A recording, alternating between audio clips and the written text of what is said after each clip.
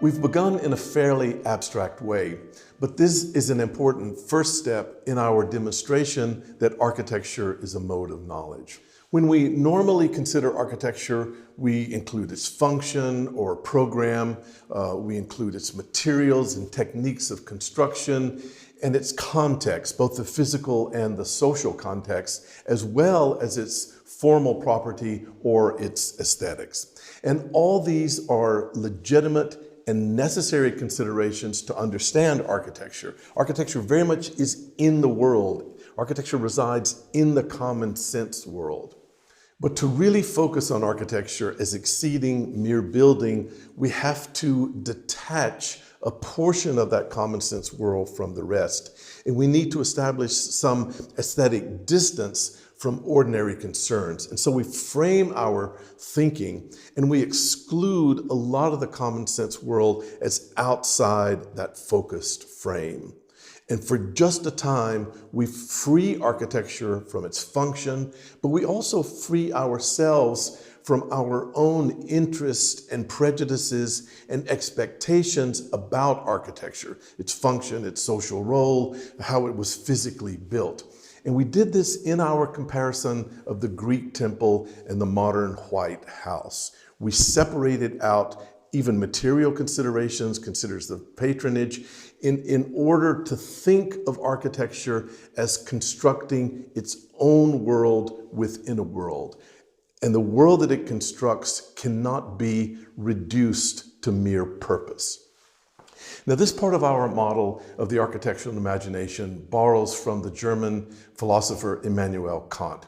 In the late 18th century, Kant produced a foundational theory of aesthetics that we still use today.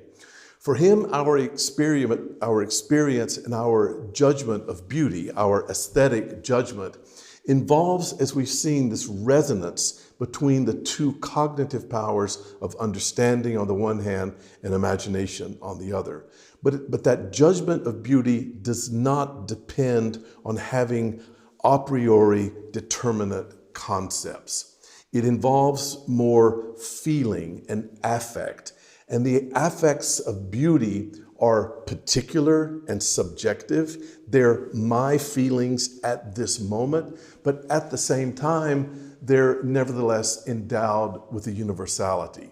And the universality is not reducible to the laws of reason. It's not reducible to the laws of morality, which are the other two modes of knowledge. Consideration of aesthetics is necessary as a third mode of knowledge because the concept-driven fields of pure reason and practical morality cannot account for all there is of human knowledge.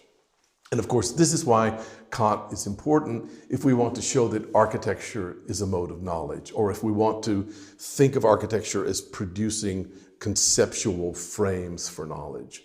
So we follow Kant in our attempt then to isolate examples of the particular techniques of production, like making diagrams, like making sketches, and the particular modes of experience that are characteristic of architecture and different from other sorts of practices, even other art practices. For scholars of architecture influenced by Kant, like Panofsky and Witkovera, whom we've seen, this particular productivity, this particular architectural experience involves investigations of geometry and proportion. It's highly intellectual, it's self-reflexive and recursive, and it's very abstract.